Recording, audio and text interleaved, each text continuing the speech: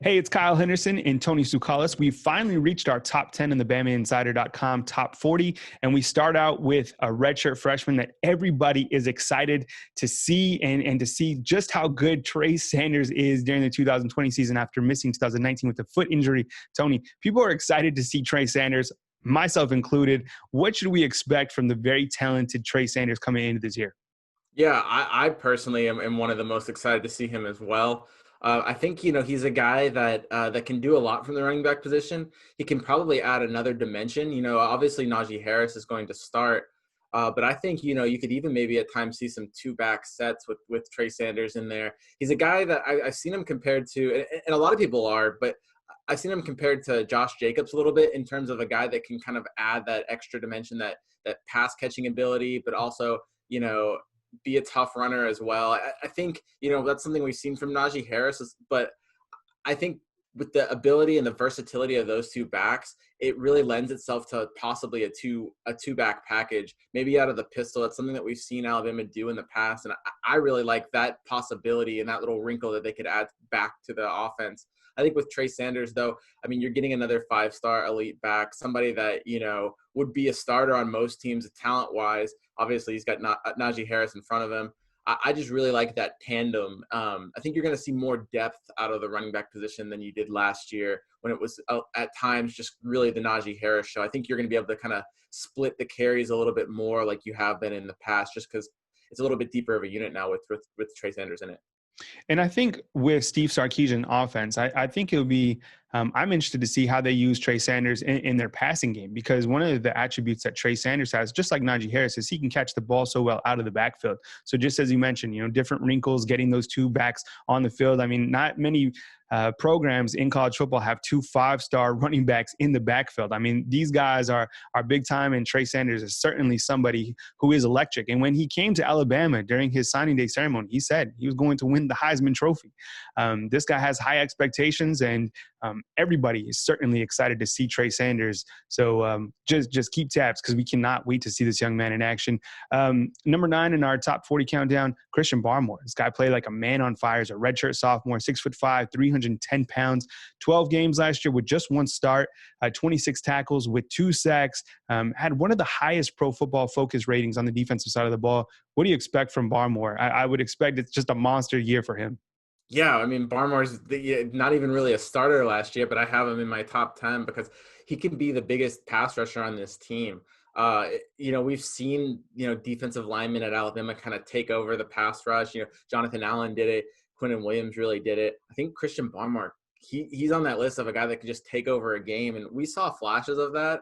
I think, you've seen him this offseason, and he's looked like he's really put in some work. And I think you're going to see him develop the overall aspect of his game this season. You could see kind of a breakout year for him. We've already kind of seen him break out in terms of what he can do in potential, but I think you're going to start to see those numbers this year. Yeah, I think last year at times Alabama lacked somebody who could really just chase down the quarterback or just cause havoc in the backfield. And Christian Barmore, in my opinion, is that guy. I mean, he played angry at times, and I think that's what you need. So you have DJ Dell. We've already talked about Christian Barmore, LeBron Ray. All those guys make up this defensive line unit. Should be great. And then you have these younger guys behind them. So really excited about Christian Barmore and to see what he can do during the 2020 season. Next guy we're talking about is number 8 in our countdown, Landon Dickerson. Landon Dickerson is a grad transfer from Florida State. And Florida State, they were really excited about Dickerson. He had a bunch of injuries there. Never really got to see how good he could be. But as soon as he came to Alabama, instant starter. Started in all 13 games, 4 at right guard and 9 at center. This is a guy who plays big and nasty. He's a guy who's, he's not afraid to be that alpha on the offensive line side. And big season expected for him, obviously. Right, Tony?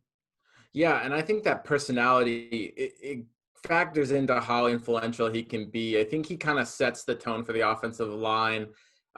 He might end up being the spokesman or, the heart of this offensive line.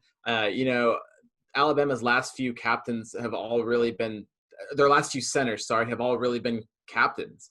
And I could totally see Landon Dickerson being a team captain on this team, just with his work ethic and, his that grit, that kind of like you don't want to play against him. He gets underneath your skin.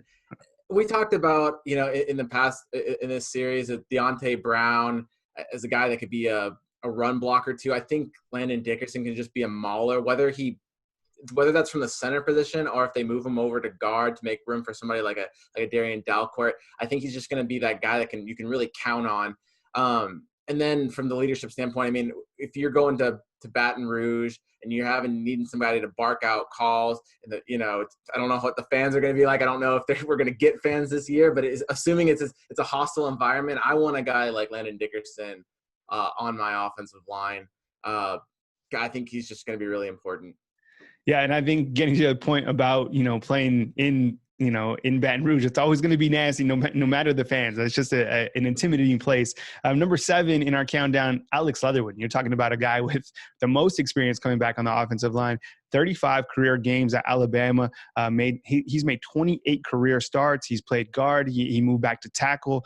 This guy graded out at 89 on Pro Football Focus. He's going to be in the NFL, obviously. I mean, just such an asset coming back. You look at the entire offensive line, Tony. I mean, Alabama has a fantastic offensive line, certainly anchored by Alex Leatherwood. Yeah, I think a lot of people forget that there was a little bit of uncertainty whether or not he was going to return. I think there were some people that thought, oh, maybe he'll go pro this year. So I think it was kind of an added bonus to get Alex Leatherwood back and have that stability at the left tackle position. And you look at that left tackle position too. Alabama no longer has a left-handed quarterback. So he's in charge of protecting the quarterback's blind side. And he could really anchor this offensive line as well. He's another veteran too. I mean, this is going to be a really veteran offensive line. So you've got guys like Alex Leatherwood, like Landon Dickerson. They know what they're doing, and they're going to be able to provide some leadership as well. There's a chance that he'll be playing against a new left guard, assuming that Evan Neal switches over to right tackle. So it's good to have whoever's coming into that left guard spot would have Alex Leatherwood and Landon Dickerson on either side of him. And I think that could really help that position. Yeah, fantastic news that he's coming back for 2020. Number 6, and this will be the last player we talk about in this particular segment, Patrick Sartain, 6'2", 203 pounds. He's a junior, totaled 42 tackles last season with 3 forced fumbles, added 8 pass breakups and 2 interceptions.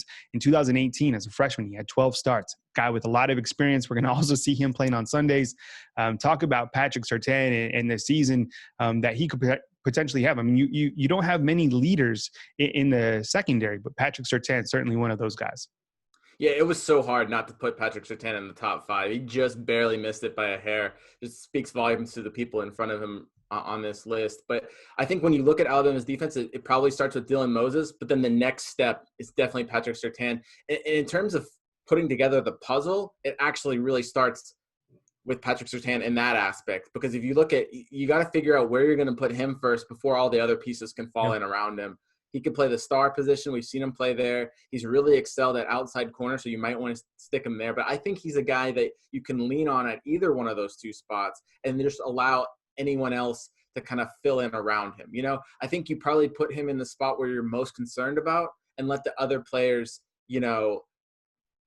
maybe adapt more to their comfort level, because I think Patrick Sartain is going to be solid anywhere you put him.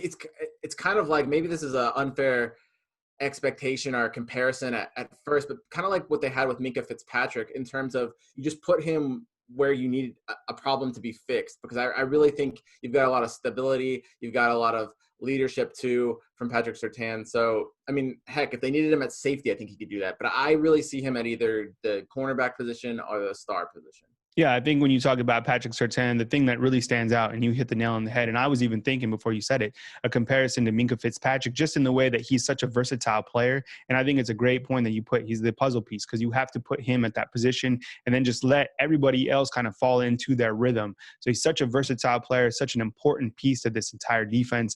Hey, thanks for liking and subscribing to our video content. Stay tuned for our continuation of the BamaInsider.com top 40. We're inching closer to number 1. We got 5, 4, 3, 2, 1 coming up in individual videos for Tony Zukalis and Kyle Henderson. We'll catch you next time on BamaInsider.com.